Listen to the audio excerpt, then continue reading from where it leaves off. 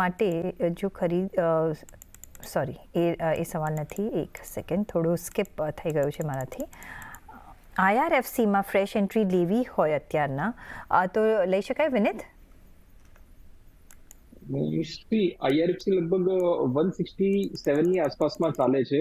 અગર ટેકનિકલી વાત કરું તો ટેકનિકલી તો કોઈ અટ્રેક્શન છે નહીં, પરંતુ એક સપોર્ટ લેવલ પર અત્યારે ટ્રેડ કરી રહ્યો છે, અને જે એ સપોર્ટ આવે છે લગભગ 159 ની આસપાસમાં, જે કે માર્કેટ રેટથી લગભગ 3.5 થી 4% નીચે છે. તો 3.5 થી 4% રિસ્ક લઈ શકાશે અહીંથી. 159 159 રૂપિયાનો સ્ટોપ લોસ રાખીને તમે ચોક્કસથી બાય કરી શકો છો. ઉપરની સાઈડમાં વધારે નહીં તો પણ તમને એક વખત 183 સુધી ટ્રેડ થતો જોઈ શકો છો. બાય કરવાની સલાહ રહેશે. ઓકે, તો ખરીદી કરી શકો છો. 183 ના ટાર્ગેટ્સ, 159 રૂપિયાના સ્ટોપ લોસ સાથે અહીંયા તમે કામકાજ કરી શકો છો. જગદીશભાઈ, નેક્સ્ટ રવિ મકોરિયાનો સવાલ આવી રહ્યો છે. NHPC એમની પાસે ખરીદી કરવી છે અત્યારના, કરી શકાય? NHPC. ઓકે, 95-96 રૂપિયાનો અત્યારે ભાવ છે. પાવર સેક્ટરનો આ પર્ટિક્યુલર શેર છે. પાવર જનરેશન અને ડિસ્ટ્રીબ્યુશનમાં આ કંપની બહુ સક્રિય છે, અને આપણને ખબર છે કે સરકારનો અત્યારે અભિગમ આખો આ બધી હાઇડ્રો પાવર્સને બહુ જ પ્રોત્સાહન આપવાનો છે. સાથે સોલારને પણ અને ઓલ્ટરનેટ સોર્સ ઓફ એનર્જીમાં જેટલા પણ હોય એ બધાને જ કરે છે. રિસન્ટલી ગવર્મેન્ટે એક બજેટ પણ પસાર કર્યું હતું કે હાઇડ્રો પાવર માટે જે નવું એક એલોકેશન આ વખતના બજેટમાં આપ્યું છે, જેનો સીધો ફાયદો આ પર્ટિક્યુલર કંપનીને થાય એવો છે. એટલે પાવર સેક્ટરનો શેર છે, એટલે એમાં કશું ખોટું નથી. છેલ્લા એકાદ વર્ષનું સર્વે પાડો તો 80-85 રિટર્ન આ પર્ટિક્યુલર શેરે આપ્યું છે. શેર સારો છે, તમારે આ ભાવે ખરીદી કરવી હોય તો કશું ખોટું નથી. ઓલ ટાઈમ હાઈ લગભગ 118-19 રૂપિયાની આસપાસ ગયો છે, જે એનો લાઈફ ટાઈમ હાઈ છે, અને અત્યારે થોડો ઘટીને 95-96 ની આસપાસ આવ્યો છે. આમ તો તમે જુઓ તો 48 રૂપિયા 49 રૂપિયાનો ભાવ એક વર્ષ પહેલાં હતો, પણ 95 રૂપિયાનો ભાવ છે. લોંગ ટર્મ જો તમારો પ્રોસ્પેક્ટિવ હોય તો આ ભાવે ચોક્કસ તમે ખરીદી કરી શકો. Stop loss would be 88 rupees, 88 રૂપિયાનો સ્ટોપ લોસ. ઓકે, તો લોંગ ટર્મનો અભિગમ હોય તો 88 રૂપિયાના સ્ટોપ લોસથી તમે જરૂરથી અત્યારના NHPCમાં ખરીદી કરી શકો છો. નેક્સ્ટ સવાલ પર જઈશું, અને નેક્સ્ટ સવાલ જે છે, હા, એઝ યુઝ્યુઅલ શૈલેષ પટેલનો આવી ગયો છે, અને એમનો જે ફેવરેટ કાઉન્ટર છે એ છે ગુજરાત ગેસ. હવે અહીંયા જે સવાલ આવી રહ્યો છે વિનીત, એમને આઈ થિંક કોલ બાય કર્યો છે સપ્ટેમ્બર મહિના માટે કે ઓક્ટોબર મહિના માટે, અને 650 રૂપિયામાં ફ્યુચર લીધો છે. શું કરવું જોઈએ? અત્યારે સ્પોટ લેવલની વાત કરું તો લગભગ 634 રૂપિયાની આસપાસમાં ચાલે છે. ટેકનિકલી વીક લાગે છે, અને મારો મત અહીંથી એવો બને છે કે લગભગ 610 રૂપિયા, એટલે કે માર્કેટ લેવલથી લગભગ 5% જેવું કરેક્શન પોસિબલ છે. તો મારા હિસાબે અહીંથી એક્ઝિટ કરી લેવી જોઈએ, અને ઇન કેસ 600 થી 610 ના લેવલ પર આવે એ સમય ફરીથી રિવ્યુ કરીશું.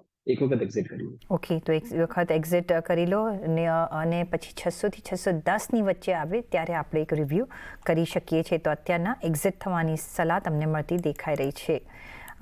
નેક્સ્ટ સવાલ પર જઈએ, અને નેક્સ્ટ સવાલ છે જગદીશભાઈ, ખાસ તમારા માટે આવ્યો છે. હિના શુક્લાનો મેનકાઇન્ડ ફાર્મા અત્યારના એક સારી ખરીદી બની શકે, કારણ કે એમને કહ્યું છે કે 90% ઓફ ધ બિઝનેસ માં એમને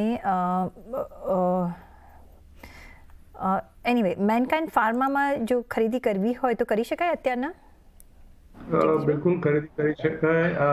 આ શેર મને એવું લાગે છે કે it's going to be another doctor Reddy's laboratory કે કોઈ પણ જાતના સારા મોટા જે શેરોના તમે નામ સાંભળો છો એની સરખામણીમાં આજે રહીને 2 કે 3 વર્ષમાં ચોક્કસ આવી શકશે. રિસેન્ટલી એક ડીપ આવ્યો તો આ શેરના ભાવમાં somewhere in month of August, અને ઘટીને ભાવ લગભગ 2000 ની આસપાસ આવી ગયો હતો, અને પછી ત્યાંથી ઉપર અપર ટ્રેન્ડ એને ચાલુ કર્યો છે. મેનકાઇન્ડ ફાર્માનું મને આખું જે એનું જે પોતાનું જે છે જે પ્રોડક્ટ એ બનાવે છે, છેલ્લા એકાદ વર્ષમાં કંપની હેઝ પરફોર્મ ડેફિનેટલી વેલ. લગભગ 35% રિટર્ન આપ્યું છે, અને એનો જે પોતાનો જે મેનકાઇન્ડ ફાર્માના જે શેર્સ છે એ એનો જે પોતે એનો જે OTC બિઝનેસ છે એ જે એનું જે અંડરટેકિંગ જે સબસિડરી છે એને ટ્રાન્સફર કરી દેવાનું છે, અને એ સમાચારથી એક થોડું એને અપવર્ડ મોમેન્ટ આપણે ચોક્કસ જોવા મળી હતી, અને આ કારણથી જે આ ટ્રાન્ઝેક્શન થવાનું છે એનાથી આ કંપનીને મોટો ફાયદો છે. પણ જે કંપની જે પ્રોડક્ટ બનાવે છે એ કંપનીની પ્રોડક્ટની ડિમાન્ડ પણ બહુ છે, અને company has been doing extremely well. મને એવું લાગે છે કે આના વિશે ઘણા અભિપ્રાય બહુ જ પોઝિટિવ આવ્યા છે. વધઘટે જો તમે કદાચ 2 કે 3 વર્ષનો અભિગમ રાખો તો target would be definitely up to 3000 rupees, in mankind pharma. એમાં વધઘટ થાય તો બહુ ગભરાતા નહીં, પણ સ્ટોપ લોસ તમે 2150 કે 2200 રાખજો. પણ આ ભાવે બી ખરીદી કરીને તમે લાંબા ગાળા માટે ઊભા રહેજો. મને એવું લાગે છે કે this share will definitely prove to be a dark horse. Okay, તો આ એક કાઉન્ટર ડાર્ક હોર્સ તરીકે પ્રૂવ કરી શકે છે. 2456ના લેવલ્સ પર અત્યારના મેનકાઇન્ડ ફાર્મા ટ્રેડ કરી રહ્યો છે, પણ તમે 2150થી 2200ના સ્ટોપ લોસથી આ લેવલ પર પણ તમે એન્ટ્રી કરી શકો છો. 3000ના ટાર્ગેટ્સ આપણે જોઈ રહ્યા છીએ, એટલે તમે અહીંયા એક લાંબા સમય માટે ખરીદી કરી શકો છો. નેક્સ્ટ સવાલ જે આવી રહ્યો છે પાર્થ દવેનો આવી રહ્યો છે. જો રેલવેના કોઈ કાઉન્ટરમાં એન્ટ્રી કરવી હોય અત્યારના, હવે એમને સમય નથી લખ્યો તો એક ટેકનિકલ વ્યૂ આપી દઈએ વિનીત, તો કયા કાઉન્ટરમાં એન્ટ્રીની તમે સલાહ આપશો? રેલવે સ્ટોકમાં અગર અત્યારે ઘણા ઉપરથી લગભગ 15 થી 20% સારું એવું કરેક્શન આવી ગયું છે લગભગ બધા સ્ટોકમાં. પરંતુ ટેકનિકલી અગર હું વાત કરું તો મને એક RVNL થોડોસો ટેકનિકલી સારો લાગી રહ્યો છે. બાકી કોઈ કાઉન્ટરમાં મને અટ્રેક્શન નથી. અને IRFCમાં જે રીતના મેં થોડી વાર પહેલા વાત કરી કે સ્ટોપલોસ ખૂબ જ નાનો છે, 3.5 થી 4% સ્ટોપલોસ છે, તો એક વખત આ રિસ્ક લઈ શકાય છે.